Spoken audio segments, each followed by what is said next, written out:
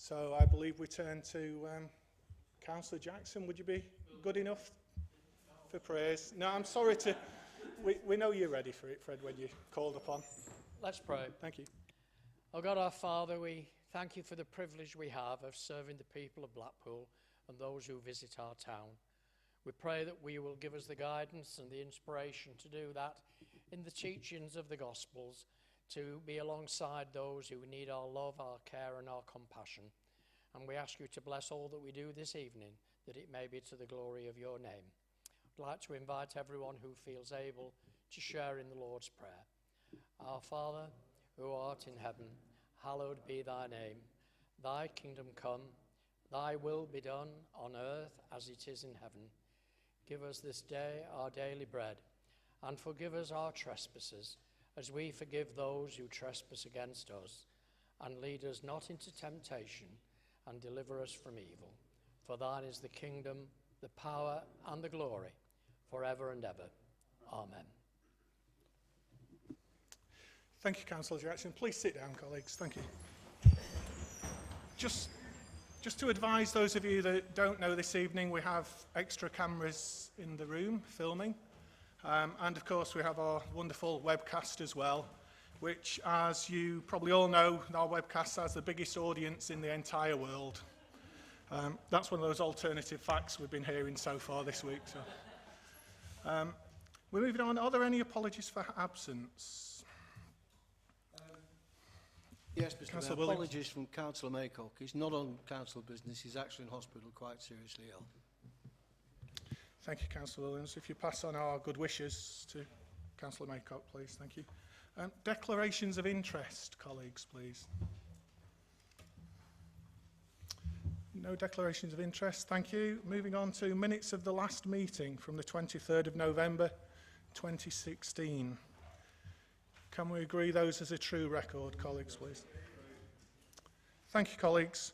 I have a couple of announcements tonight, please. One is, well, the first one is regarding the Duke of Lancaster Regiment. If you remember, we granted them freedom of entry to the borough.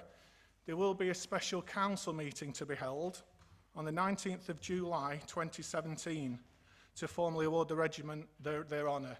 We believe it's probably going to be an afternoon meeting and there will be a parade afterwards, but we're not sure of the exact time at the moment. But the meeting will take place on the 19th of July, for your information. And again, in conjunction with that, it's with great sadness that I announce the death of Lance Corporal Scott Etherington, who served with the 2nd Battalion Duke of Lancaster's Regiment. I'm sure you're all aware it was based at Wheaton Barracks. Lance Corporal Etherington died on the 2nd of January at a military base just north of Baghdad. Lance Corporal Etherington was the father of a baby daughter. He was in Iraq providing protection to British troops training local security forces. By all accounts, Lance Corporal Etherington was much loved and well respected, and I hope you join me in offering the Council's expression of sincere condolences to the family. Thank you. Thank you. Moving on to item 4, Director of People, Deputy Chief Executive Delith Curtis. I believe Delith is leaving us for Cheshire soon, and I'm told that Councillor Kane, you would like to say a few words, please. Thank you. Thank you, Mr. Deputy Mayor. This is an honour and a privilege to be speaking on behalf of the group, the council, and all the service users and all the staff and officers. Del has been the Director of People and Statutory Director of Children's Services since August 2014. Having previously been the Director of Adult Services for 2 years, and prior to that worked in Blackpool since 2007, firstly for the NHS, and this was followed on the 1st of November 2011 with a secondment into the Council as Service Director, Planning, Commissioning and Performance, with a view to closer integration between ourselves and our health colleagues. During Del's time with the Council, she has delivered some major improvements in social care and other services along that, She's led on building closer relationships with all our partners throughout the council, and that's something to be proud of. In particular, the health colleagues, the schools, and including the sponsors of our many academies.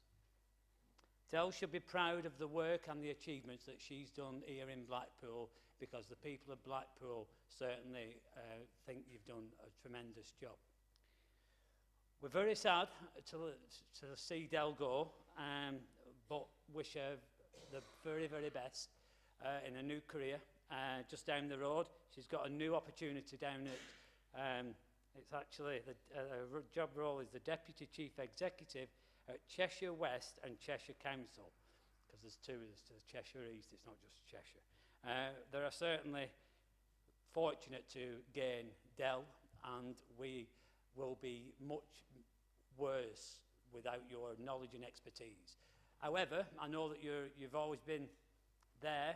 You've always been a person who's kept myself very, very closely informed and involved, whatever hour of day that would be. When I was asked to do this, I thought it was a great honour and a privilege, because I thought things like this are normally stolen off people like me and Gillian, etc., and they're picked up by Simon, you know. But I'm really pleased that he'd asked me to do this. But when they did ask me to speak, I then started looking, thinking, what can I rake up from Del, and what can I get? And is there anything that's untoward or mischievous or whatever? And no matter how I've dug and dug, I can't get anything on you. It's just one of them things, you know. You are a tremendous lady. You've got a bubbly character. I've gone round the teams, and it's yourself, Del, that introduced the governance visits, that you, Neil, and myself go around the departments, and that gave me an opportunity, because I could do that on my own and think, what have you got on? Do you know anything mischievous about that? And they all just give you great credit, and absolute credit to the work you've done. You've certainly left people with good knowledge and good skills, and hopefully they will then carry that good work on, and let's see that we can make a big difference in Blackpool and continue your legacy.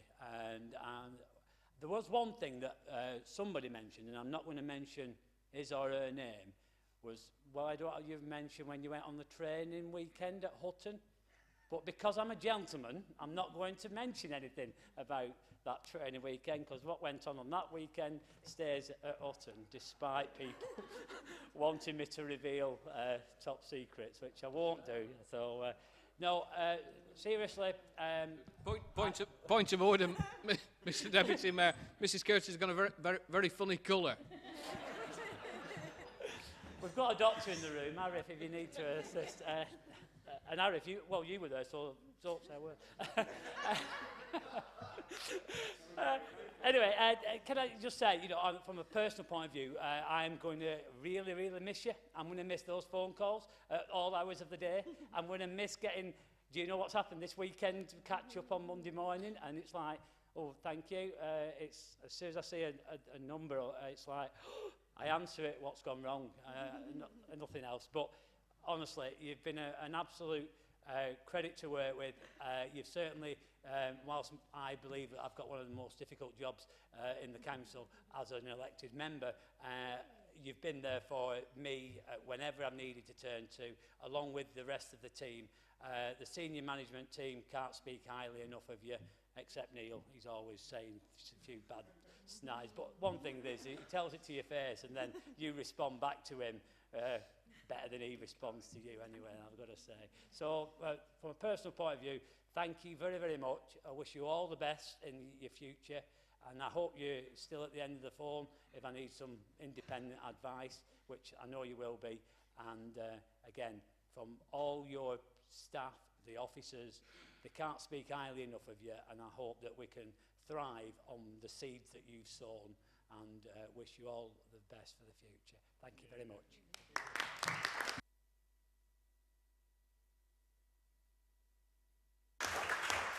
I'm sure Del, he's most grateful for that glowing endorsement. Councillor Kane, Councillor Clapham, I believe, on behalf of the Conservative Group. Thank you. Thank you.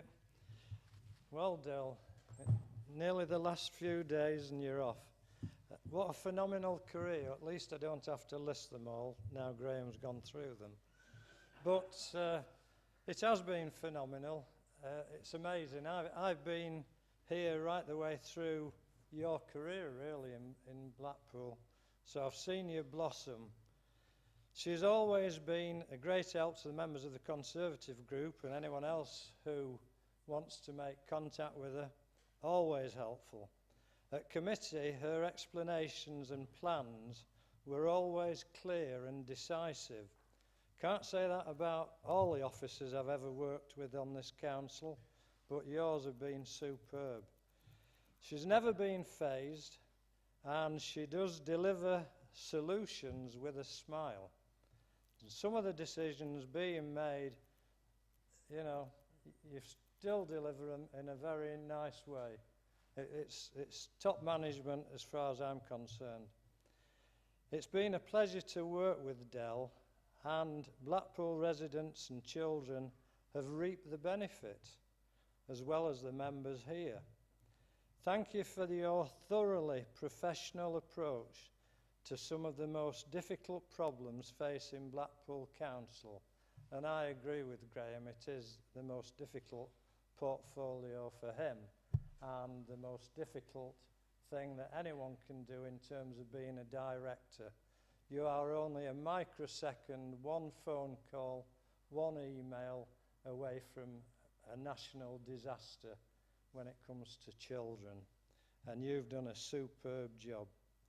Good luck and continue to solve the problems facing you in Cheshire.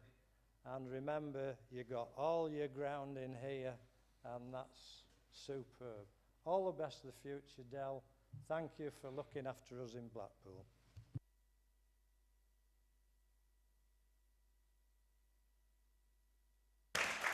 Thank you, Councillor Clapham. Del, again, I'd just like to re-emphasise what has been said. I know the Mayor would have loved to have been here this evening and present this to you herself, and she sends on her absolute respect and regards to you and wishes you well for the future, as we all do. I know you'll be sorely missed, but I know you'll be a very valuable member of the team where you're going. And if you'd like to walk down here, please, Del, we may have something for you.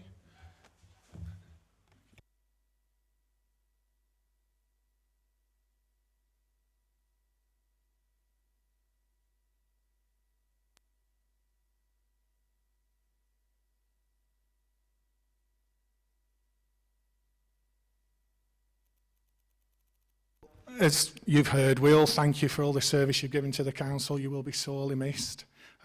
There's a gift here for you and a card. And would you like to say a few words? Thank you. Thank you very much for those kind words. Just a point of order about the Hutton. It was 80s dance moves that we're referring to here. It sounds really awful.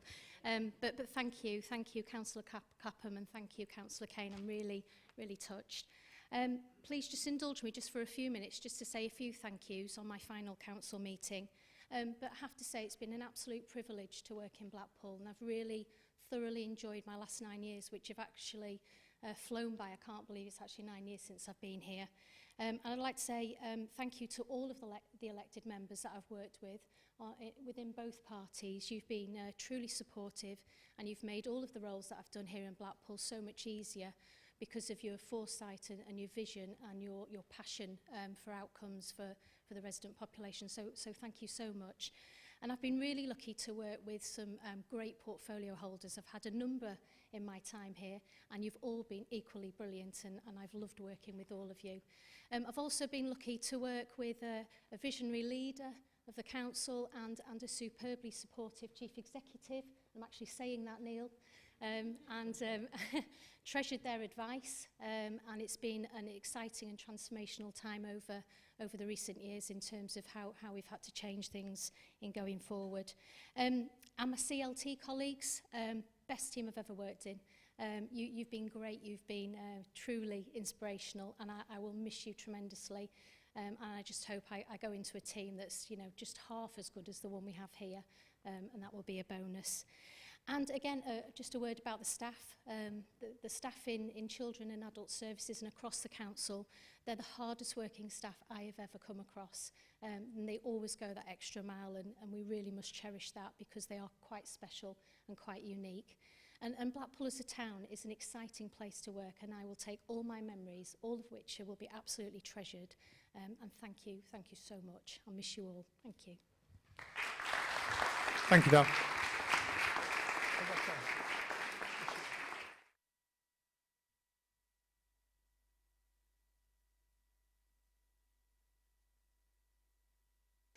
Thank you, Dale. Thank you, colleagues. I think that brings us on now to portfolio holder, leader of the council. Report to council, please. Councillor Blackburn. Thank you very much, Mr. Deputy Mayor. I am delighted to present my report to full council. Happy to answer any questions that members may have.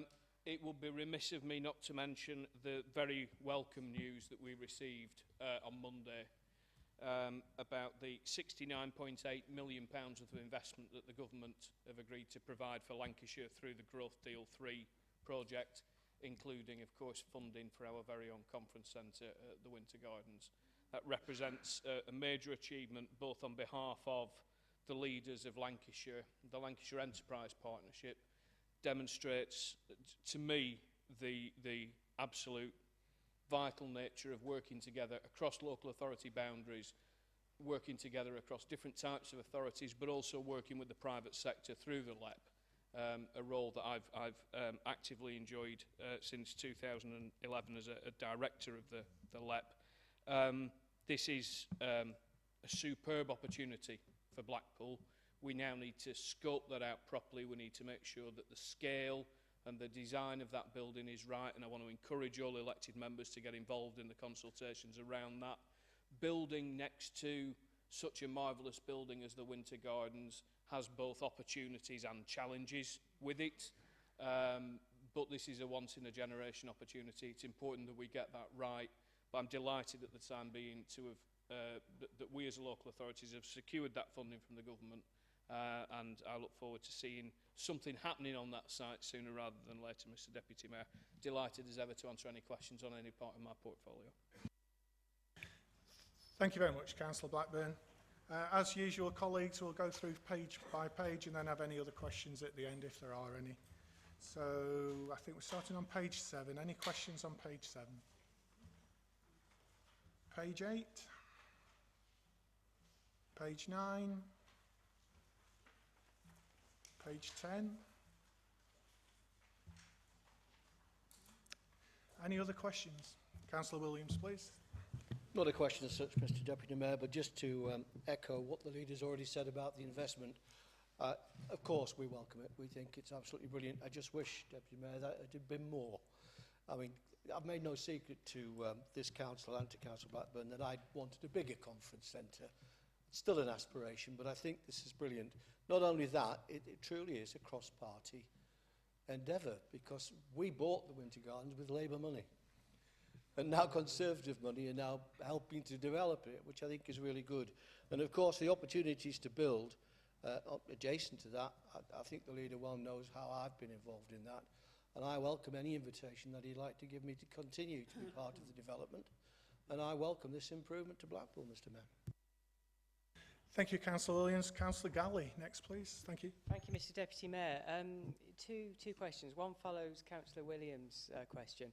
I was pleased to hear, well, delighted to hear about the news. Obviously, it's huge for Blackpool and the wider area and our sustainable economy as we move to diversify it. The question that I had was, I was delighted when you mentioned about all members being invited to a consultation and so on. I just wondered if the leader could enlighten us as to how that process will play out and the involvement that we'll be able to have in that. The second question I had is, there's also a lot of talk about central car park site. I just wondered if the leader had an opinion, if there are any plans to regenerate Central Drive at all, starting off with King Edward Cinema, a building that we as a council actually own and are currently leaving to rot. Thank you, Mr. Deputy. Thank you, Councillor Galley. Councillor Mr. Callow, please. Or Thank you, Mrs. Mr. Deputy Mayor. I am delighted with the news that about the Winter Gardens, but as we all know, it is going to take quite some years to come to fruition. Not too long, I hope. I hope we're all still on the council when it happens. But I don't want to pour cold water on it, but there is an area of Blackpool that's been worrying me greatly, and that is the old Yates's side here, and also what was the Clifton Hotel. These are in a prime area of Blackpool. It's a conservation area, and it's just dreadful. There's all the hoarding round the old Yates's building. Now, when we had the fire there, which was extremely unfortunate for Blackpool, we did have some very attractive hoardings. We had people's faces were painted on, people dancing, and it was all very attractive. But over the years, this seems to have disappeared, and we've got tatty hoardings round, we've got fly posting, and it's in a prime situation. And I just wondered where we are in moving forward to develop this site. And also the Clifton Hotel really needs a paint job. And if you're stuck on the promenade, they've got one window boarded up, and we've got people that are trying to sleep or beg, whatever, in the doorway. And it really, Mr. Mayor, it isn't good enough. We're improving, hopefully, round the Winter Gardens, and that is very, very welcome. But we mustn't take our eye off the ball, and we must look at what we've actually got here at the moment that is causing tremendous problems. And the number of local people that have remarked to me and said, what's happening at the Yates's site? You know, can we not get a 215 on it? Whoever owns it, get them to smarten it up before the season starts. Thank you, Mr. Deputy Mayor. Thank you, Councillor Mrs. Callow. Councillor Peter Callow, please.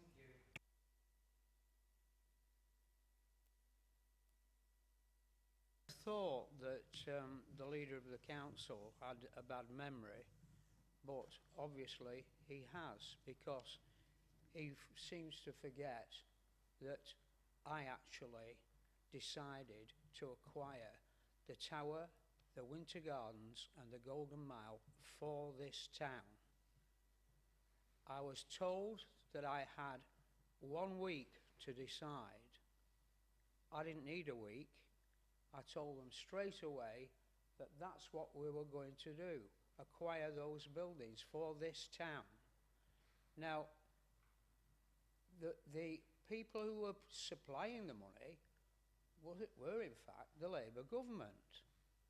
But when it came to a hay lads hay, they decided they couldn't afford it. So what was going to happen then? Well, I'll tell you what happened then. Peter Mandelson stepped in and supported me, and that's why we got the money. That very few people argued with Peter Mandelson in those days, far be it from me too. But the fact is that we got the Tower, the Winter Gardens and the Golden Mile for this town. Why did I do that? Because I was born in this town. I was brought up in this town. I think the world of this town, and yes, we did it for this town. Thank you very much indeed. Thank you, Councillor Callow. Any further questions, comments? Thank you. Councillor Blackburn. Thank you. Thank you, Mr. Deputy Mayor. Councillor Williams will no doubt be delighted to know that on this occasion size is not important. There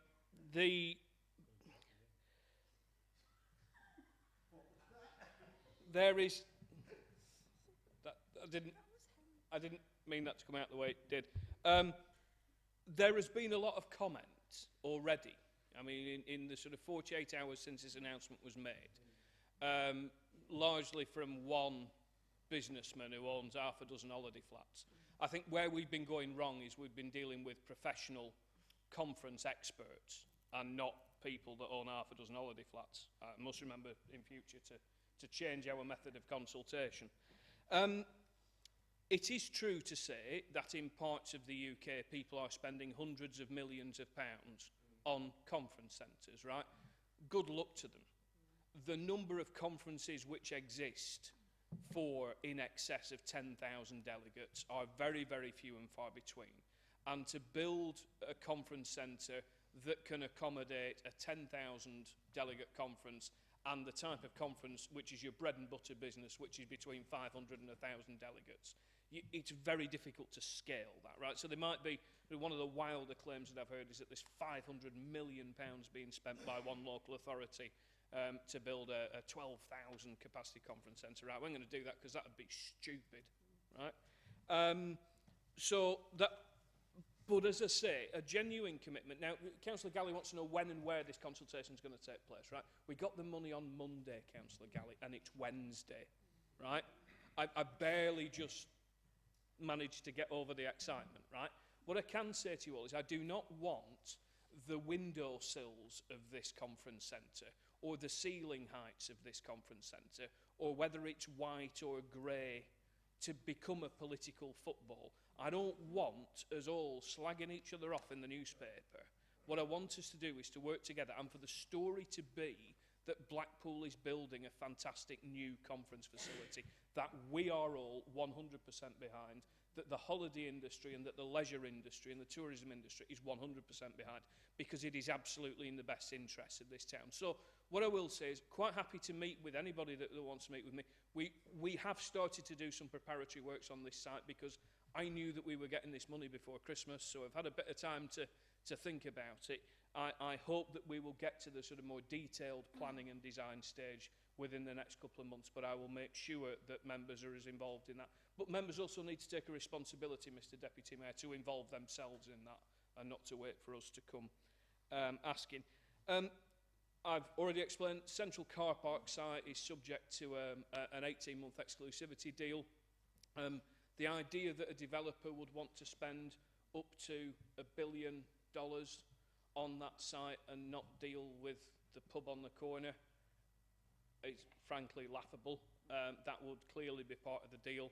I'm not prepared to comment any further on that. If anybody's happy with that section of Central Drive, bring them to me and I'll give them a slap, right? Because it's pretty grotty. So it absolutely needs dealt with. Councillor Mrs Callow, I absolutely share your concern about the old Yates's site. It's awful. Councillor Campbell has whispered, I think she whispered in my ear, that the developers have gone out to tender for somebody to start the work on the site. But there's no way, it is a disgrace. The problem with the 215 notice is you can apply a 215 notice to a building. You can't apply one to a hole in the ground, because a hole in the ground is a hole in the ground, and you can't say that a hole in the ground is in a bad state, because it's just a hole in the ground. It's a hole in the ground. But yeah, it's awful. It's terrible. Yeah, the Clifton Hotel, I think I had whispered in my ear the fact that we have spoken to and are again going to speak to the operators of that building to try and get them to accept the correct level of responsibility for that. It is on our shop front. It does need to look right. She's absolutely correct. Councillor Callow, I've never forgotten this, right? And I have paid fulsome tribute. And one of the marvellous things about these meetings being broadcast and preserved forever on the internet is that you can go back through them and see what people have said, right? And on about half a dozen occasions over the past 6 years, you have stood up and reminded me that it was your idea to buy the Winter Gardens and the Tower. And I have paid fulsome tribute to you and your administration and to the then Labour government for having the foresight to nationalise the Tower and the Winter Gardens and that section of the promenade that you bought. It was an inspired move, and I say it again tonight. It was great. Well done. Right, and aren't we all proud of him? Yeah. Right, shall we give him a round of applause? However, that has absolutely nothing to do with our success over the past 6 months in attracting funding for a conference centre to sit at the side of the Winter Gardens. So credit where credit's due, but I think you're overplaying it a bit now. We've had a, it was a long time ago. We've said thank you, and I'm being slightly sarcastic, unfortunately. It's a character trait, but it was a great deal. I was sceptical about it at the time. I wasn't sure how it would hang together. It has worked, brilliant, but we've got to move on now, and this is what moving on looks like. Building a new conference centre and all getting on side and, not tolerating anybody running the resort down or suggesting that we ought to be doing something else. This is the thing that we need to do. We've worked really hard on the bid. It's going to be a real game changer for the town. Like Councillor Mrs Callow, I want to see it up sooner rather than later and trading sooner rather than later, and working really well alongside the Winter Gardens, which I absolutely agree with Councillor Callow, is a true asset to the local authority and to the town, and well done again. Thank you, Mr Mayor. Thank you very much, Councillor Blackburn. Moving on then, please, to the Deputy Leader of the Council's report. Councillor Campbell, please. Thank you, Mr Deputy Mayor. Happy to present my report and also take any questions. Just briefly though, I'd just like to verbally update members. In my report it does say that we have had a planning peer review, and I would just like to let everyone know that it went very well. I don't think there was any major surprises in there that we weren't already aware of. I took part in it myself, as did various other members, and it was actually really good. I think we're where we need to be. There is a little bit of work to do, but yeah, I'm confident we can crack on and do it. But apart from that, happy to take any questions. Thank you. Thank you, Councillor Campbell. So we'll go page for page, please, colleagues. Page 11, any questions? Councillor Williams. Mr Deputy Mayor, it's just the bottom paragraph on keeping Blackpool tidy. You may remember, Councillor Campbell, that what I asked about the fines for litter in Blackpool, and I got a response, thank you very much, and I think it was 19 we were taking to court. I'm just keen and interested to find out if the scheme is working okay. Have those 19 paid up? How difficult has it been to get the money from them? And if we are going to continue with the scheme, hopefully, if it is working, when can we expect it to be sort of bridged out into the other neighbourhoods of Blackpool? Thank you. Any further questions? Moving on to page 12, please. Page 13. Thank you, John. Yes, it's one of my favourite topics, contracts. I must say we need to be congratulated, Gillian, for the values that have been spent within Blackpool. It's good news. Congratulations. Thank you, Councillor Clapham. Moving on to page 14, please. Any questions? Page 15. 16. 17. Yeah, Councillor Williams, please. For clarification, effective collections bid successful. I just wanted to sort of elaborate on what the Esme Fairbairn effectiveness is and where this affects the Tower Circus collection. Just for clarification, I wasn't sure what it was. Thank you, Councillor Williams. Page 18. Any other questions, please? Councillor Galley.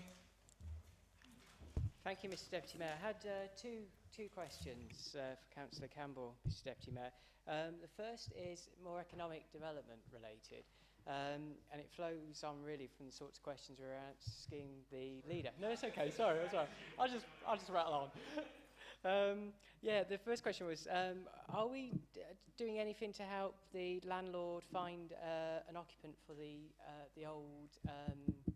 Oh crikey! I was going to say what is it? Not.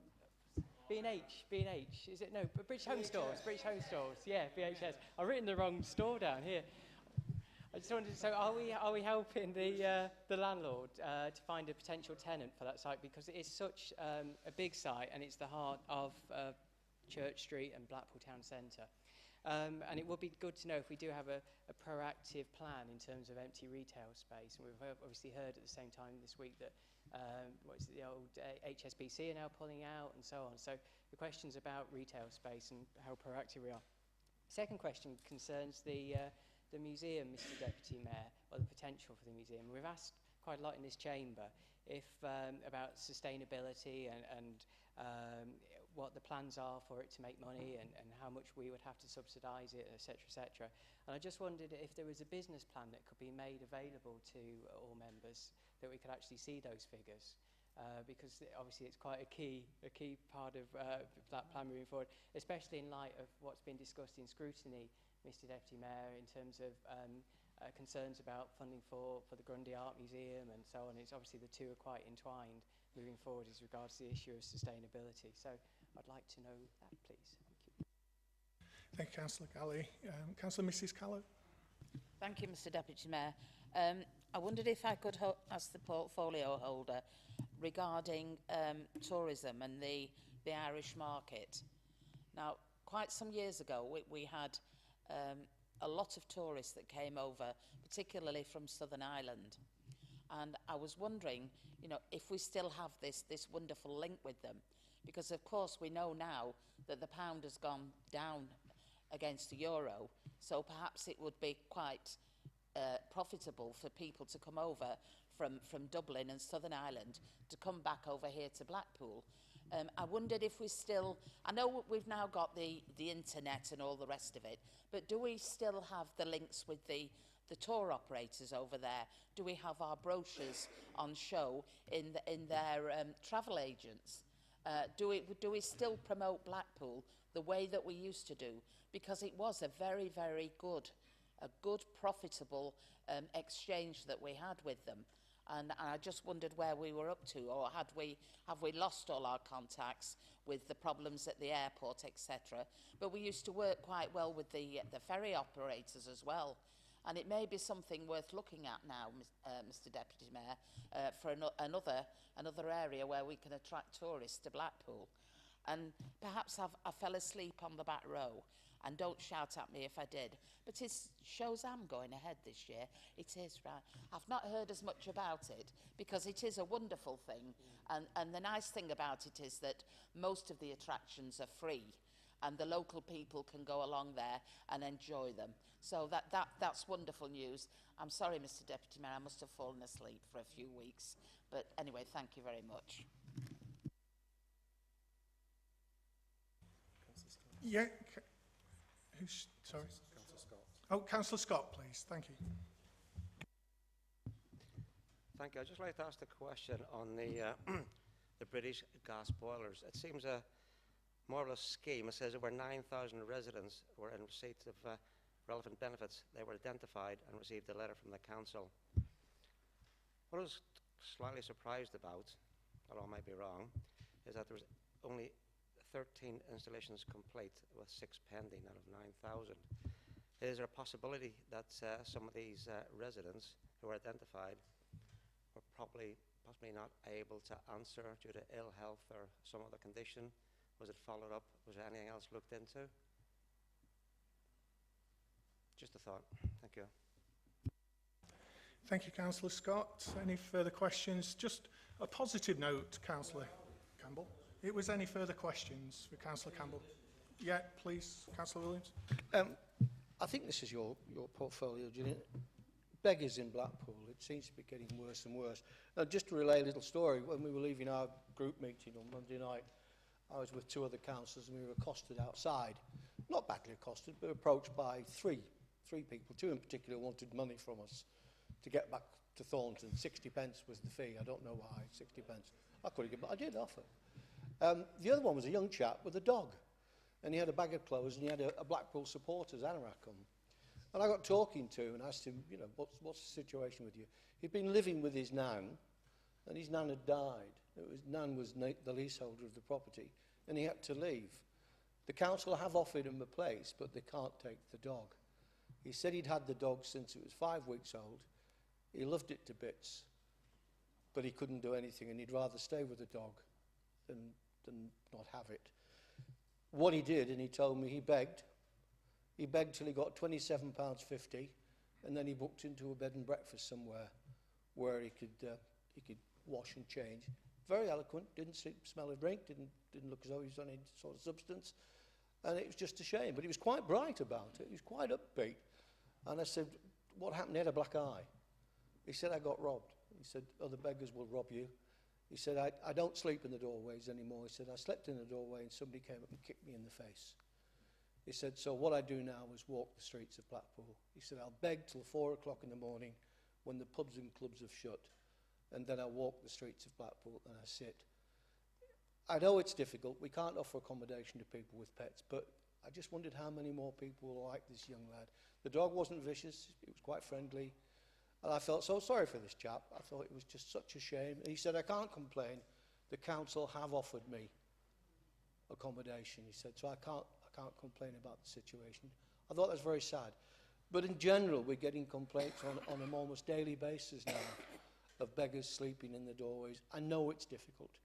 Is there anything we can do to express this, to look at the situations like this young chap, and to try and clean up the town? Because they're sleeping in retail doorways, and when they're opening the shops in the morning, they're having to clean up vomit, and they're also getting abuse.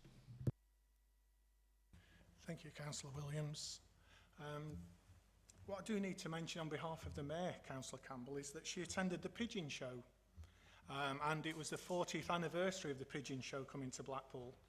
And the Royal Pigeon Racing Association wanted the town of Blackpool to know how they appreciate Blackpool, all we've done for them, all we give to them, how welcome we make them feel.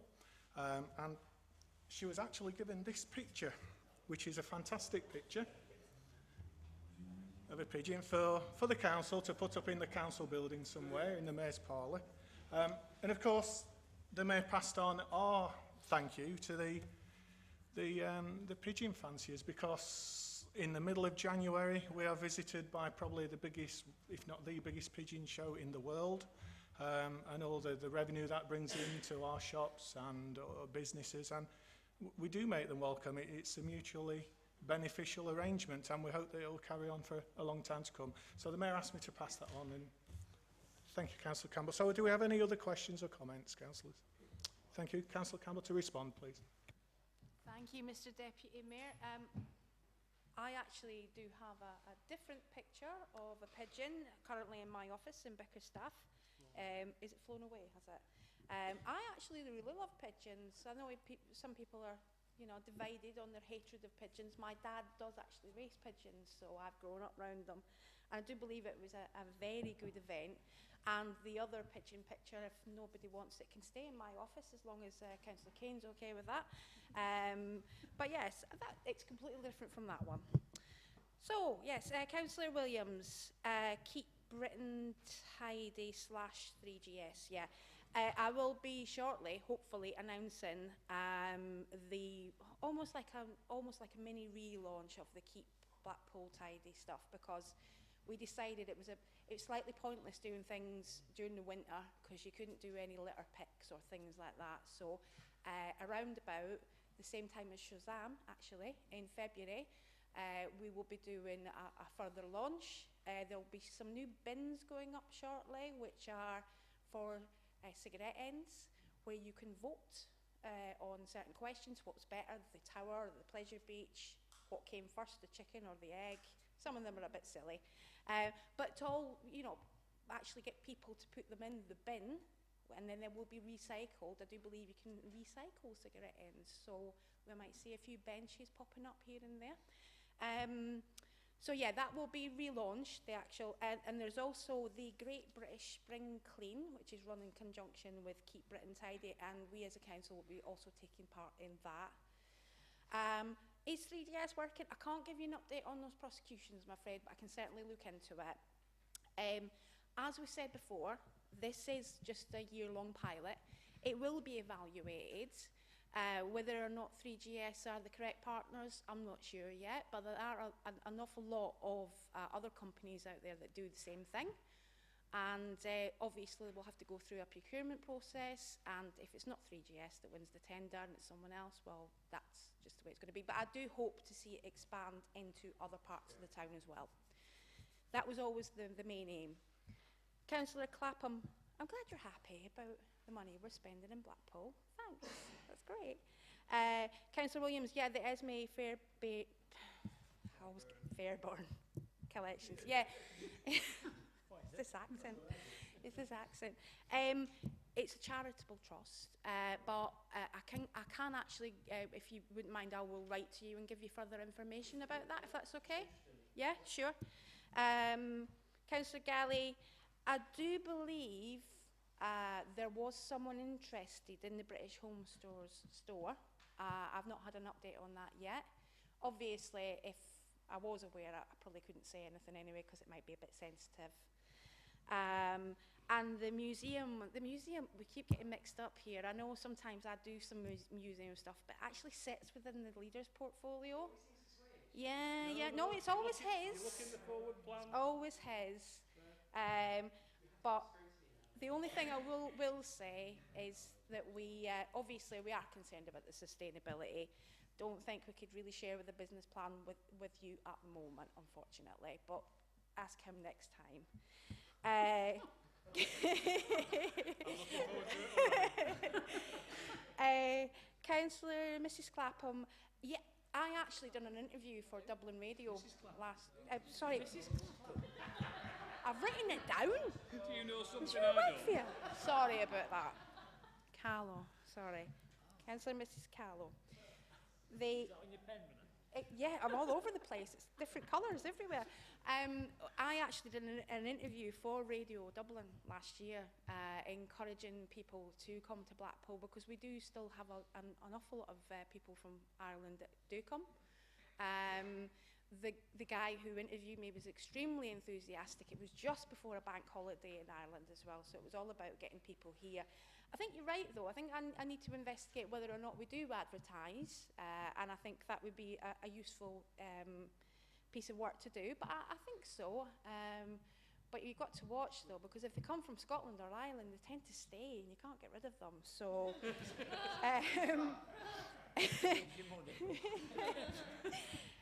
but Shazam is on. It's the Shazam Ball is on the 11th of February.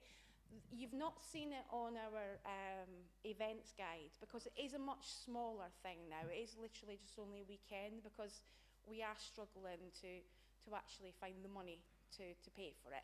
But there will be street theatre, etc. And what I will do, if that's okay, is send you on some of the press releases that I've done over the past few days, so you've got all the information and timings and things like that. Councillor Scott, British gas boilers. Yeah. Can't answer your question. I do actually have some information on that, which I will send to you, if that's okay. Councillor Williams, beggars, yeah, it is a problem. We do get a lot of complaints. It seems to be... It tends to die down in the winter, but it hasn't really this year. I've seen quite a lot of it myself when I've been out at night. It's certainly something I can ask the public protection staff to take a closer look at. Happy to do that for you. They will deal with any issues that arise when they're out, obviously. The young gentleman with the dog, very concerning. You do find a lot of people who are, homeless, even temporarily, do not want to go into our accommodation because of the fact they have a pet, and I get that completely. But there is actually a new service which is up and running. It started off in the Fulfilling Lives board. It's called Furry Friends Fostering, and it is exactly for when things like that happen. They've done quite a lot of fostering over the past few weeks. They didn't want to do it? Right, okay, maybe it's worth a chat afterwards. But the Furry Friends Fostering, they've done everything from a ferret to little dogs, Jack Russells, etc. So people who are... A Rottweiler as well, yeah. People who are in hospital and obviously don't want to leave their pet but need to have an operation, and people who are in temporary accommodation through the council. So it's unlike... There's nothing else like it in the country. We like to be the first with everything, and it seems to be going really well. So maybe just have a chat with you after that. Thank you. Thank you, Mr Deputy Mayor. Thank you, Councillor Campbell. We're moving on then, please, colleagues, to the Cabinet Secretary's report. Councillor Kane, please. Thank you, Mr Deputy Mayor. Before I present the report, I'd just like to take the opportunity to ask your good office if you would write to Alderman Mitchell, who is currently in hospital, and he's been in hospital in and out over the last few weeks and months. I was in communication with his son Andy over the weekend. I expressed my personal best regards, but I do feel it appropriate, with him being an alderman of this town, that the Mayor's office write to give the blessing and the best wishes from everyone within the council chamber. And with that, Mr Mayor, Mr Deputy Mayor, I've just promoted you a bit too early. I'll present the report and I'll gladly take any questions and answer as much as I can. Thank you very much indeed. Thank you, Councillor Kane. Yes, I think we all respect Councillor Mitchell. He does know we respect him as well, and we'll do that for you. Alderman Mitchell. Thank you. We'll go page by page, please, colleagues. Page 19, please. Any questions? Councillor Galley. Thank you, Mr Deputy Mayor. I hope I make a better fist of this question than my last one. Yeah, I had a question for Councillor Kirkland for her role as the third sector engagement and so on. In terms of the new volunteering strategy, there are some really good reports this week, or articles in The Guardian, about mental health. And it was phrased under gardening is the best medicine for the mind. There's all these sort of different reports about how going outside and gardening gives people a sense of purpose and takes out different stresses and so on. And I just wondered if there is a plan in terms of Blackpool to link up people with different mental health issues with the different park groups in the town and the different work that they're doing, but it's just linking the two together and being able to deliver some of the benefits that were stressed in the Guardian articles. Thank you, Mr Deputy Mayor. Thank you, Councillor Galley. Any further questions on 19? Moving on to page 20, please. 21. Councillor Stansfield, please. Thank you very much, Deputy Mayor. I'd like to question the, and I hope I've read it wrongly, the point under children's safeguarding, where it says better protection of children ensuring lessons are learned by the most serious safeguarding cases. All safeguarding cases are serious, and there is much more of what you would class as minor ones than major. And it's the minor ones that we really need to learn from as much as the major ones. I hope I've read it wrong, and I hope this isn't going to be that there is a cut-off line that they're treated with less importance than the others. Thank you, Mr Deputy Mayor. Thank you, Councillor Stansfield. No further questions on 21. Can we move on to 22, please? Page 23. Councillor Williams, please. Thank you, Mr Deputy Mayor. Just a thank you for the mention that work we're doing with Nibbles in Anchor's Home Cafe. It's something that collectively came about. We're very proud that it is going ahead. We've had further meetings this week, just looking at costings. But it's certainly been met from everyone as being a good idea to keep libraries sustainable. And I'm just wondering if the council could look at other areas where we're going to try and fund this through social entrepreneurial and whatever we do in fundraising, but whether the council could find some money, and it's only a small amount of money, to help develop more of these Nibbles cafes in other libraries. Because where in the counties, you know, we're selling off libraries, well, we should be proud that we can keep ours going and make them more of a community use facility. Thank you, Councillor Williams. No, Councillor Galley, please.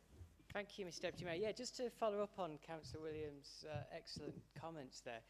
If we get this right, this could be a real example of a new type of councillor, a new type of role for elected members in terms of finding areas in our wards where we have problems and then turning them around to actually become financially sustainable. The support we've had from the different departments has been amazing. They've been brilliant, the officers. They've looked at it with the same issues in terms of we have a financial issue, we have all these different obligations we do, but how can we work together? So if this actually comes off, which we're really working hard, everybody and so on involved, this could actually be a real sort of showcase example that could be exported, expanded throughout the different wards of Blackpool and different areas and different departments that we offer. Obviously, a cafe won't be the option for everywhere, but it could be something similar in certainly the way that we connect the public to this, we connect the different officers, and we connect the different departments to actually not only fill a need, but actually make it sustainable as well. So it has all the markings of something really good. And I say, echo Councillor Williams' point, the officers have been brilliant. So, yeah, thank you. Thank you, Councillor Galley. No further questions on 23. Move on to 24, please. Page 25. Councillor Williams, please. Thank you, Mr Deputy Mayor. I'm looking at the recommendations and the the comments that have been made by users of our adult services, which are excellent. I think we can all be proud of our adult services. They do an incredible job. But you may have seen in the paper tonight, and I'm sorry if it frightened everybody, that Age UK in Blackpool is in quite some serious problems. I've been speaking with them over a few days. It would seem that the retails, the shops that they have in Blackpool, they have 3 of them, are in profit. And it would appear that somehow delving down from head office and a lack of charity funding, and we all know the reason why, there are that many charities out there now, both real and bogus, and the cake is just getting smaller and the bites are getting bigger. It's very unfortunate, but Age UK do an incredible job, and they work within our BCH in terms of some of the daycare centres they run and some of the home visits. There's going to be an administrator meeting next Wednesday, a full day, in Blackpool, to see what the outcome of this. It all stems from a failed merger attempt with Lancashire Age UK, which hasn't gone ahead. Whether or not we're going to see the demise of the service and the retail stores are going to stay, I don't know. But I think we should be both wary and prepared that we may lose their good service in some of the daycares we're having now. I have asked the council to step in the paper, but I really meant in terms of taking up the slack of any of those daycare centres that may, because some are volunteers and some are paid, that may be affected. Thank you. Any further questions on page 25? Moving on to 26, please. Page 27, 28, 29, page 30, and 31. And any further questions, please? Thank you. Councillor Kane, if you'd like to respond, please. Thank you, Mr Deputy Mayor. The first point of Councillor Galley, I'm going to refer that to Councillor Kirkland to respond on that one, if that's okay. Councillor Stansfield, the safeguarding and the cases, we're currently in line with, obviously, government legislation, but we're working very closely with any case that comes to the Safeguarding Board.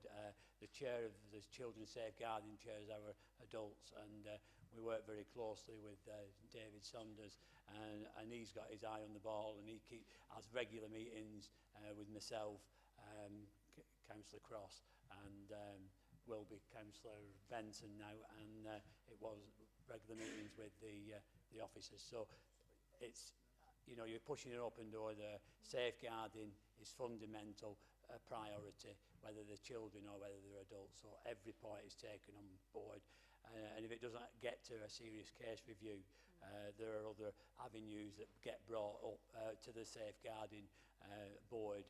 And I'm quite comfortable at sharing the minutes of those meetings once they're approved. So you can see then, you know, even some of the serious case reviews are quite eye-watering, to be honest, some of the depth of issues that we have to deal with. But, you know, I'm on it and continue to support anything to do with safeguarding. Councillor Williams and Councillor Galley, I'll reply to both on the same. The Nibbles Cafe, and you know, is there any, you know, you want more developments? Yes, we do. We want more community base, because what we're doing, you mentioned the Nibbles Cafe, yeah, it is all about money, but if we can make those sustainable, we've done it with the Camarados Cafe that's in Central Library. So that's an example. That's another example, and where we can, sometimes it might be an opportunity, and it could be an opportunity for any, where we've got them in any ward. It might only need a few pounds. It might be supported by the ward councillors. You've just said you're supporting that one, and we're all for building up community resilience. That's what we're all about, and where we can just invest in these, you know, in my ward, we support a memory lane cafe, which is again helping people that are suffering with dementia, like a luncheon club, but we try and fund them, and they only need a small donation, and they can make a vast difference. So I do welcome Councillor Galley's point about the support you've had from the officers, because this is joint working in the true manner of the word. It's officers, it's ward councillors, it's community, it ticks all the boxes, and the more the merrier, I say. And I can guarantee that if somebody else wants to do one, or you want to expand in your area, the officers will give you that support, which they've done already, and it's the way forward, and it will help tremendously as we move forward. So I do welcome your comments. The senior officers are here tonight. They will relay that back to their staff on my behalf and on everybody's behalf, and thank you for your comments. Councillor Williams, the business with Age UK, they do provide an excellent service. It is a concern, and especially if those shops are starting to feel the pinch and they're going under, you know, at the moment, yes, you are right, that it's quite heavily dependent now, which is not just here, it's all over. All the high streets have got vast numbers of charity shops, and I think that what we've got to do is offer, whilst we might not be able to offer a financial incentive or input with money, we can certainly use some of the expertise that we've got by offering them officer time and assistance. So that's what I would be putting on as an offer to help them. And again, if we can just help them in whatever manner we can, unless we've seen the depth of the actual debt, or you know, I'm not suggesting this is a way, but it could be possible that a bridging loan just to see them over a patch might be an option. But again, gladly take on board and offer some support from the officers and try and get them. And again, it's how you know, these people are supporting vulnerable people, and they do a tremendous job. So wherever we can support in the third sector, we will do, and that'll be, you know, I'll gladly take meetings on board along with Councillor Kirkland, and we'll see what support we can put in place. If at all possible, we will do. With that, Mr Deputy Mayor, I'll hand over to my colleague, Councillor Kirkland, to answer Councillor Galley's first question. Thank you. Thank you, Deputy Mayor. So just in response, we've got lots of things going on behind the scenes within the volunteer strategy. We're actually just referring to the first paragraph of the report. We are looking to kind of get our in-house volunteer recruitment and support strategy in place, certainly making links between departments. So over the last couple of months, especially myself and Councillor Cross are doing a lot more cross-working relationship between obviously my third sector role and health. We've also got a lot of volunteer kind of positive outcomes really in the council already. We're working with Warren Manor, with obviously adults with learning difficulties. We've got the Park and Ride scheme where they've been obviously getting involved in Blackpool Sports Centre activities. So, you know, any links that we can make that's going to increase, and I think that's an important part of my role, is about making them links, and certainly working with Councillor Cross and the health side, just to really get out there and, you know, get as many volunteers on board and encourage them to come and, you know, get involved. So does that answer your question? It's okay. You're all right. But yeah, come and speak to me by all means. Any ideas? You're all right. Thank you, Councillor Kane. Thank you, Councillor Kirkland. We'll move on to agenda item 6, please. Council Tax Reduction Scheme 2017-18. I believe Councillor Blackburn to move the recommendation. Thank you, Mr Deputy Mayor. As members will recall, the government phased out traditional council tax benefit in the 2012 Welfare Reform Act. So from the 1st of April 2013, it's been for each individual local authority to design and implement a council tax reduction scheme. We took the decision back in 2013 to ask the recipients of the council tax reduction scheme to make a contribution towards their council tax bill of 27.11%. At the time, that attracted a certain amount of criticism, as a lot of other councils pitched the contribution at a lower level than that. And certainly I think we appeared on one particular television programme as being the highest charging council in the North West. Of course, over the years, authorities have realised that there's an issue around the collection rate of this particular pot. When you ask people that have never had to contribute anything to council tax before to suddenly stump up a certain amount, your collection rate falls as a consequence of that. And actually, our figure of around 27% was at the more realistic end of that market. given that we've had 4 years to examine how this has worked and to look at the collection rates, to look at the people who are and aren't paying, to try and differentiate between those people who can't pay and those people that won't pay, and I think we agreed across party that we want our focus very much to be on those people who won't pay.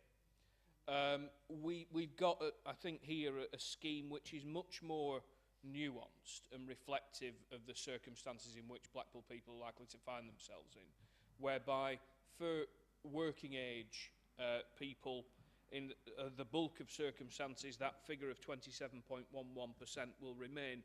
But for those people who receive disability living allowance or personal independence payments, where the applicant is a lone parent and who is responsible and resides with a child under 5, where the applicant or their partner receives carer's allowance, or where the applicant or their partner is in receipt of a war pension, war widow's pension, war disablement pension or equivalent, that contribution will fall from 27.11% to 13.56%.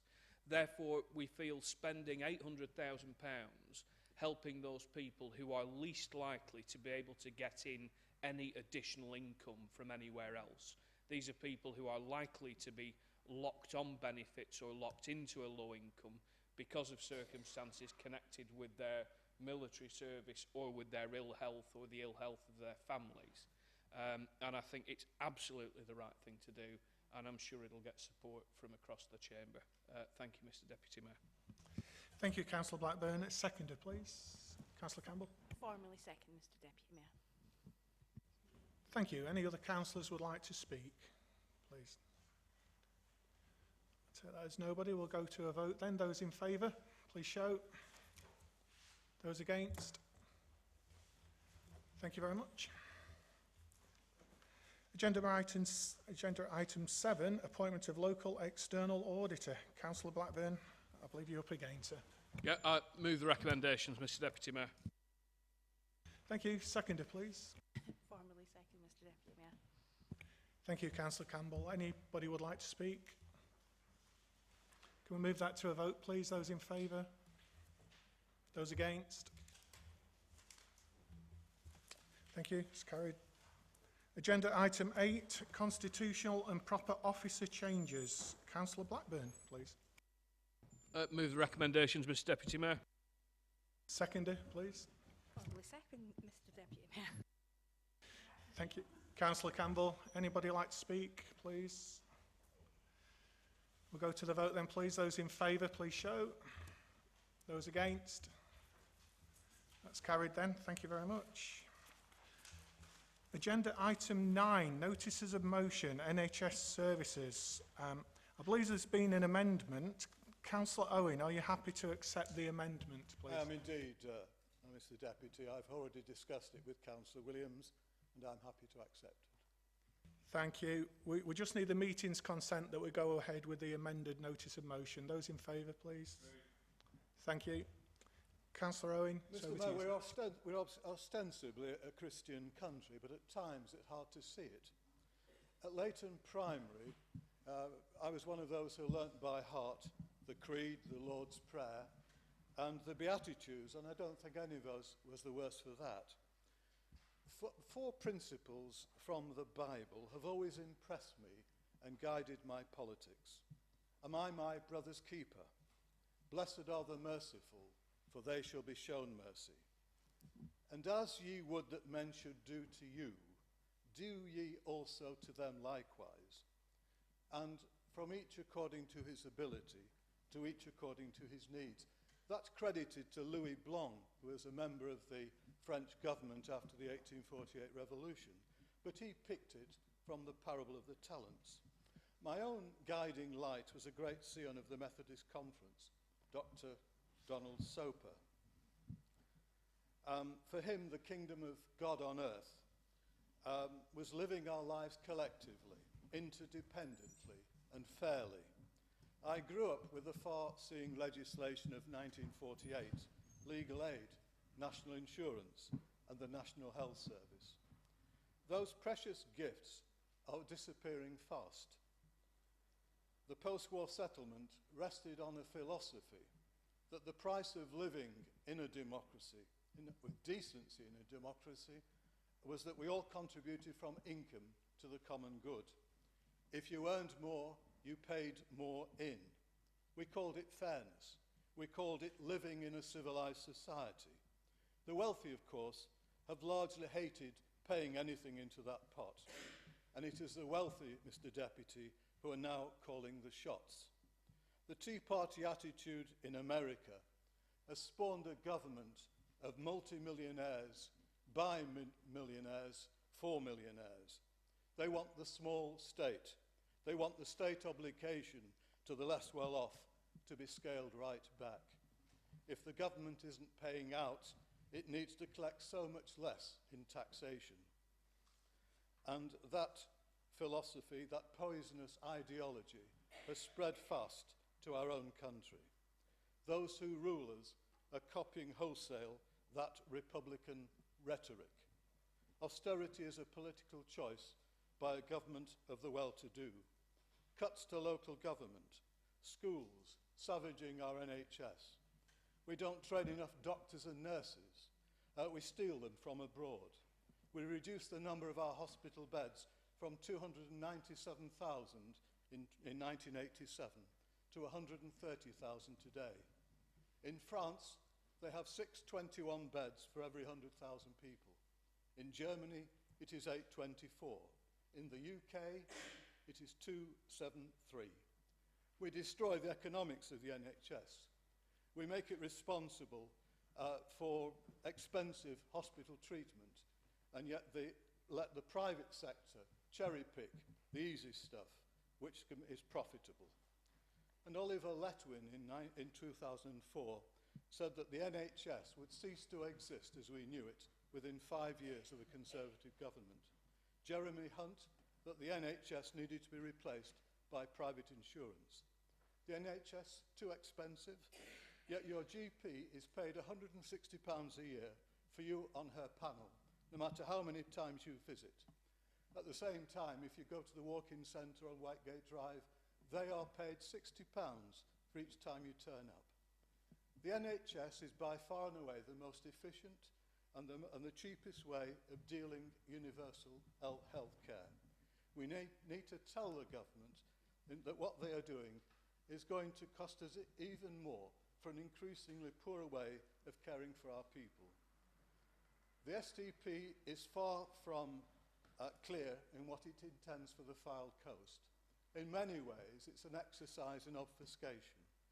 The Health Scrutiny Committee, Mr. Deputy, rightly refused to accept it, and it remains before us.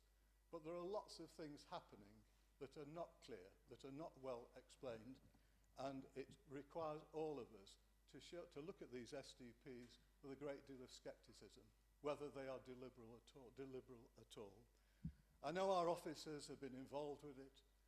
I don't criticise any of the people in the health service generally who are having to deal with this tremendous reduction in their income. They're trying to manage the impossible. And I think it's up to us tonight to tell government exactly how we feel about it. I accept the amendment from Councillor Williams. In a way, it is, I suppose, trying to dilute what is in the main resolution, but it's something that we can all look at. I'm happy if the Council as a whole accepts the motion. Thank you very much for that very eloquent speech. Do we have a seconder, please, for the motion? Mr. Deputy Councillor Mayor, Ryan. as someone that's worked in the NHS for well over 25 years, I've seen some really good things happen around this town. I've seen new buildings appear. I've seen new cancer services appear. I saw our waiting list drop quite dramatically until we had a change of government. With that change of government, I suddenly saw things disappearing, being taken away, monies being taken away, backdoor privatisation going on. We saw our staff getting eroded. We saw the lack of our staff, no training of nurses. We saw doctors disappearing. We've got to a stage now where this NHS something that I would call a national treasure is starting to get really, really weak and desperate. It needs us to start fighting. This motion calls for us to speak up for our NHS. Second this motion and reserve the right to speak. I think that's classed as having already spoken, Councillor Ryan, but thank you very much for seconding. So we move on to any other councillors who would like to speak on this. I have Councillor Williams, please. Thank you, Mr Deputy Mayor. I agree with the sentiment that Councillor Owen has put forward on this, that we should ask the government to continue to invest in the NHS. But one of the problems with the NHS is that there's too much politics in it. The NHS isn't right, we all know that, regardless of what colour politics you wear. And it does need a review. It would really need a review under any political party. The NHS itself is sick, and it needs to get better. And I don't think just throwing money at it is going to do that. I think it needs a radical review, a non-political radical review, if you like, with recommendations. And we do have one of our members who is and works within the NHS in a very delicate area. So I speak with good authority, and what I'm saying is that I just don't think dropping bags of money off at the doorstep is going to do it. And reiterating over what politics have happened in the past, I'd rather be interested in what's going to happen in the future. And as I say, I think one of the problems with the NHS is that too many politicians get involved in it and try and use it like a football. Let's have a radicalisation. Let's have a review.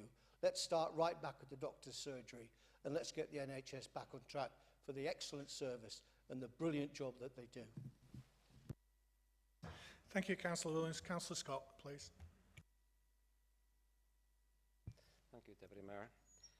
When I first read this, I thought there must be an election coming up, NHS subject again. Always seems to crop up every so often.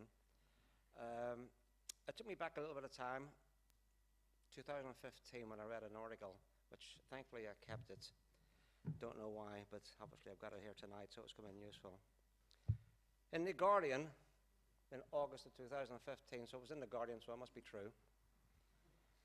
Labour should take responsibility for resolving the mess left behind by the private finance initiative as PFIs, used to fund the building of hospitals under Tony Blair and Gordon Brown. This guy said that the NHS is now paying the price for Labour behaving or for having been intimidated by the press and duped by the money men when it was used for private finance for building the health projects. Labour has a duty to remove the PFI burden from the NHS. This really is a mess and it has to be cleared up.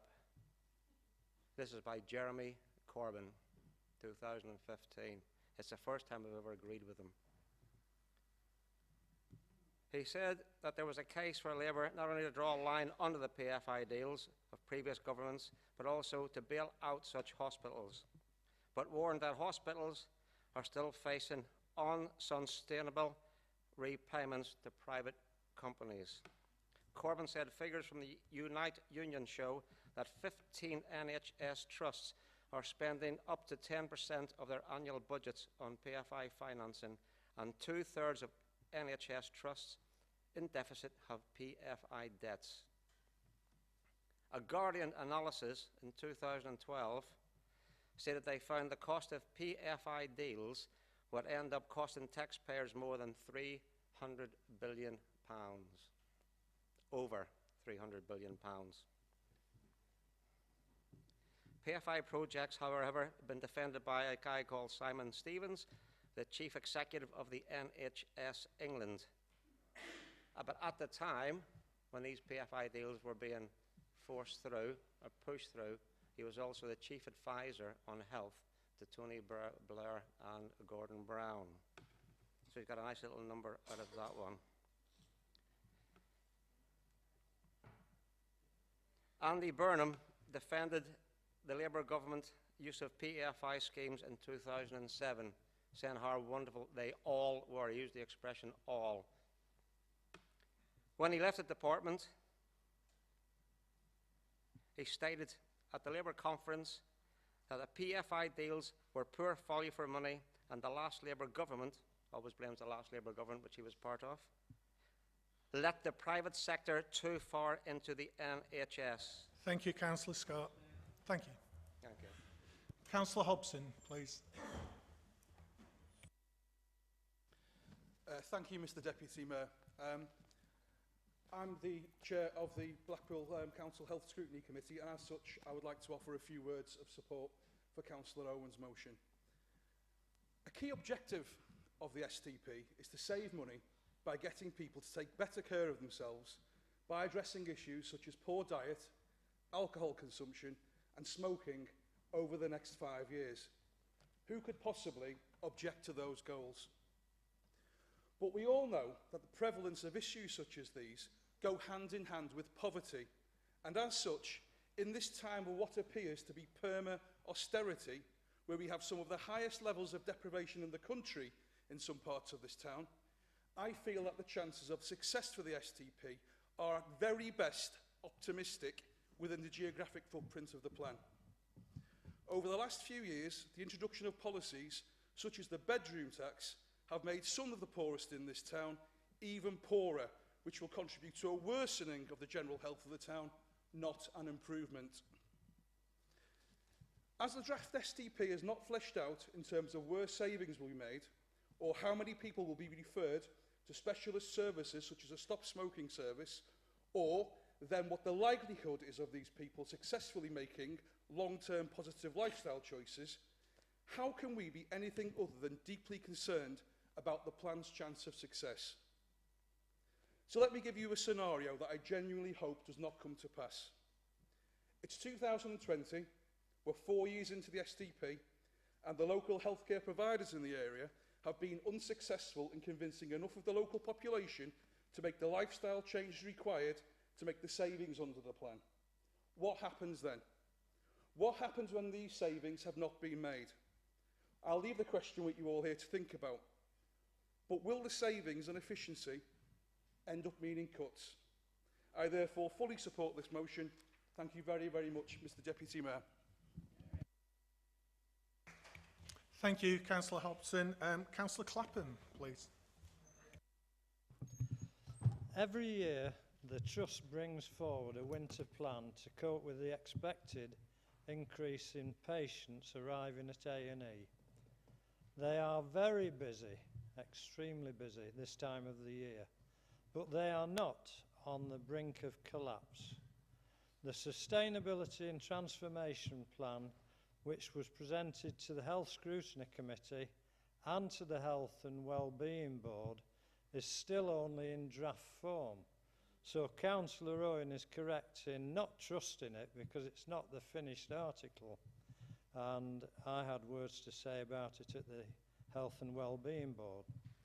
But one of the answers that was given to me there was that they've got to have an STP because this triggers further things within the health service in terms of funding. So the Lancashire and South Cumbria plan is essential to progress a better service delivery outside of hospitals to help, finally, to keep patients out of hospitals and supported within the community. In the hospital service itself, it is a fallacy to say that there is not more money going in. There is more money going in year on year, but the emphasis of the government is to put the money into community services to keep people out of hospitals. This also targets a reduction in repeat admissions, which is wasteful, and reduce bed blocking, which causes problems in any case. It is a sensible approach to keep people healthy, to reduce smoking, intakes of alcohol, and stay fit. They are better citizens, and staying out of hospital, if you can, is the best possible remedy that anyone can have. Hospitals are there as a saviour to someone who suffers ill health under whatever circumstances, either by having a bad set of genes, bad luck, or an accident or anything else, genetics. But we need to educate the public to try and do their best for themselves to have a healthy lifestyle. The STP isn't perfect, but your committee and the Health and Wellbeing Board are there to try and knock some sense into these people to get it right. And I agree totally, and I'm glad we're all speaking off the same sheet tonight on the... Thank you, Councillor Clapham. Councillor Blackburn, please. Thank you. Thank you, Mr. Deputy Mayor. It's absolutely fascinating that we've agreed on the amendment. So we've got a notice of motion in front of us that theoretically we're all agreed on. Councillor Williams stands up, a very authoritative figure within his own party, if nowhere else, and says that this mustn't be, well, I'll tell you why, that this mustn't become a political issue.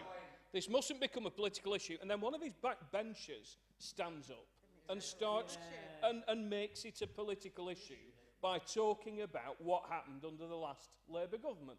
I'll tell you, Mr. Deputy Mayor, what happened under the last Labour government. 17 years ago to the day, last week, Tony Blair appeared on the David Frost show as Prime Minister and announced an additional £12 billion in funding for the NHS. He announced a £1,000 pay rise for every nurse in the country, and he announced that NHS funding will be brought up to the European average by 2006. That's the difference between the political parties. The issue we face, Mr. Deputy Mayor, is essentially that the NHS is a political organisation. It was born out of conflict, out of struggle, out of the establishment's neglect of the working classes of this country. It is a fundamentally insurance-based system that we all pay into and we are all able to use free at the point of use as and when we need it. The issue before us tonight, Mr. Deputy Mayor, is that there is an administrative issue. The current government have set spending limits. I mean, the councillor for Warbrack refers to Sir Simon Stevens, some bloke called Sir Simon Stevens, otherwise known as the Chief Executive of the NHS, who was actually a Labour councillor once upon a time in his glory days. Now he's the Chief Executive of the NHS, appointed by a Conservative government. The money which is required to be saved by the local NHS through the STP will be found at the interface between the NHS and adult social care. That is where the focus needs to be on. There is no crisis in A&E, colleagues, Mr. Deputy Mayor. The crisis is a crisis of primary care. It is merely at A&E that that crisis surfaces. It is in hospital wards where that crisis surfaces. This is about our attitude towards primary care. You cannot front-load people giving up smoking and drinking less and assume that that is going to start delivering results within the next 6 to 12 months. It isn't. It's a generational shift that's required, and we have a responsibility to promote that. Councillor Owen's motion does that. Let us not be fooled by the opposition's amendment. This is every bit as political as the NHS always has been and always will be. It will be us that defend it and them that undermine it, Mr. Deputy Mayor. Thank you, Councillor Blackburn. Councillor Mitchell, please. Thank you, Mr. Deputy Mayor. It has already been said that the Chancellor's failure to intervene to help the NHS or to relieve the social care crisis is callous and indicative of a pretend it's not happening approach. I read now an account of Blackpool, Victoria, accident emergency, and members will understand from this perhaps better what's happening. This chap's written, I do not exaggerate when I say A&E was like a scene from an apocalyptic film. Trolleys, chairs, corridors, everything was rammed with very poorly people. In the waiting room, a guy with a bleeding head wound was laying across 4 seats lapping in and out of consciousness. Another, who had experienced a seizure, was lying on the floor. Blackpool, Victoria, accident emergency. Not my words, a description of reality. Sounds like a war-torn third world country rather than 21st century Britain. I hope nobody's going to defend this sort of thing or pretend it's not happening. What do we get from the government? Not a solution today, not even a promise of jam tomorrow. You know, according to the figures in the STP, the forecast is for a gap in funding of £572 million across Lancashire and South Cumbria in 4 years' time, nearly 25% of current budgets. And this is to be paid for by shared services and health improvements. Who really believes that? The SDP is a fuzzily written plan inspired by government, which is guilty of fuzzy thinking and out of touch with reality. The government is asking for alternative facts in the future to support the alternative facts that it's putting forward now. We as councillors have a duty to honour reality. We say no to alternative facts. We say no to an underfunded, demoralised health service ready for privatisation. And we say no to the Conservative government. Thank you, Councillor Mitchell. Do we have any further speakers, please? Councillor Owen?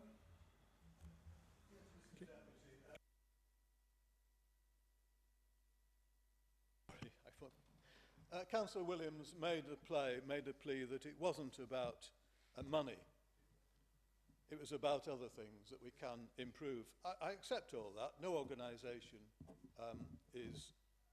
can rest on its laurels. But the big issue is money. And the STP is conjuring, as just been mentioned by Councillor Mitchell, with having to reduce its expenditure in our locality and our footprint by £570 million over the next 4 years. And that's bound to have an effect. Most of the money in the health service is spent on wages. So you're going to be looking forward to nurses and doctors. We're struggling for doctors and nurses at the moment. But Victoria goes around the world trying to recruit nurses, here, there and everywhere. So it is a big issue. And when you compare, Germany spends 48% per head more on healthcare than we do. Even good old France, 24%. Now, these are big figures. We know that. But you're not going to get a better health service, Mr. Deputy, by reducing expenditure. And it's still, the Office of Budget Responsibility put out a very important report last week explaining why the health service can be funded out of income over the period up to 2030. It's a matter of a political will as to whether or not we want to fund it. When we were talking about PFI, and I applaud everything that's been said on that issue, Blair and Brown were under great pressure to improve the health service, and as Councillor Blackburn has said, there was a massive jump of over 8.5% to bring funding here up to European level. But the PFI side of it has put an impossible burden throughout the country on the health service managers, and that's something that government seriously needs to look at. It's unsustainable because it was a mad piece of economic decision making. Councillor Clapham, government putting money into social care. Does he know what's in our budget that we're going to be approving this next few months? Social care in Blackpool is being hacked back. So I don't know how bed blocking is one thing. As I said earlier, we don't have enough beds in our hospitals to look after ourselves, let alone the elderly dependent. So it's a major lie to say that the government is helping on that front. Mr. Deputy Mayor, I've heard nothing really that suggests we shouldn't support this motion, and I do hope it will be a unanimous decision of this council. Thank you, Councillor Owen. We'll move to the vote, please, on the altered notice of motion. Those in favour, please show. Those against? Thank you. The motion is carried. It's my pleasure to move to agenda item 10, please.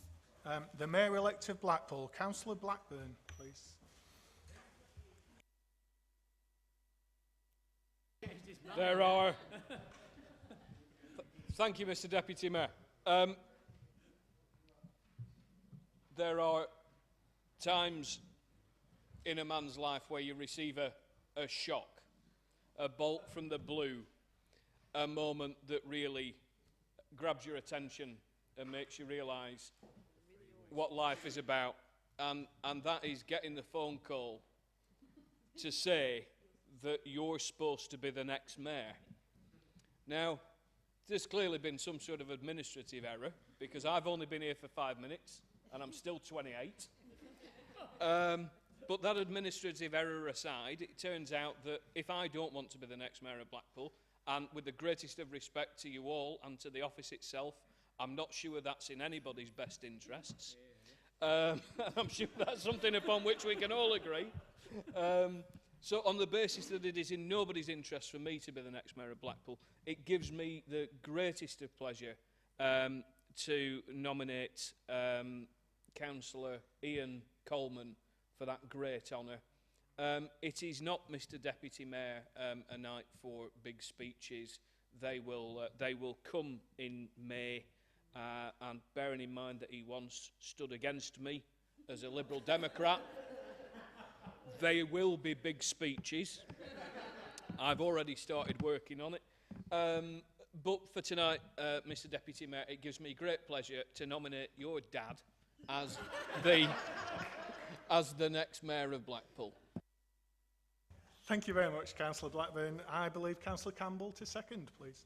Not much I can say apart from that, Mr Deputy Mayor, but delighted to formally second Councillor Coleman. Thank you.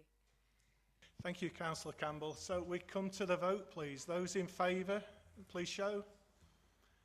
Those against, please put your hand up high. Thank you. Thank you very much, colleagues. Before we finish, I believe the Mayor-elect would like to have a few words with Council. Thank you. Oh no. I would like, in keeping, I believe, with former Mayor-elects on this really auspicious occasion, just to say a few words, and that is to you all. Thank you so much for this tremendous honour. It is something that is overpowering. It's something that one dreamed of some 30 years ago when I first took my little piece of paper from that book, and there was 12 of us came in here when we were elected, and I drew number 9, and I thought I'll have to be 80 before I get to be mayor. I wasn't far off. I'll write my speeches, please.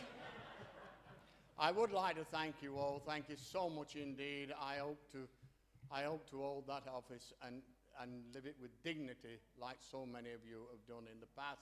I thank you all. And Mr. Deputy Mayor, I would like to thank you. So thank you, son.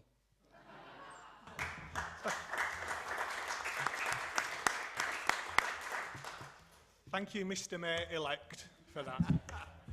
Thank you, colleagues, for a very cordial meeting tonight, and I wish you all well. Del, we wish you well for the future, and thank you, everybody. Good night. That's it.